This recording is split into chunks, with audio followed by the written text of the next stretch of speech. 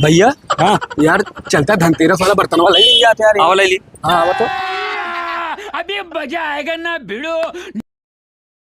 पालक महाराज भैया पालक भैया का ठंडा मंगाई चाय नहीं परेशान न हुआ आज हम ही भूखा भैया। व्रत है। हाँ भैया हाँ। ए बेटवा क्या काका 50 रुपये का सेब लेके आओ तो भैया का। ले काका ले भैया सेब खा।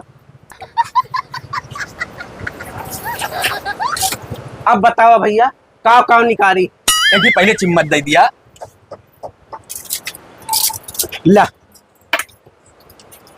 और काव और कुछ ना निकाला ठीक पूजो वक्त आए यही ले ले और बाकी बेटौनक बिहावा कह रहे झुआ बर्तन रखा है घर पा जानता है और परेशान ना हुआ डियर। कितना भैया 15 रुपया दिया 15 रुपया दिया।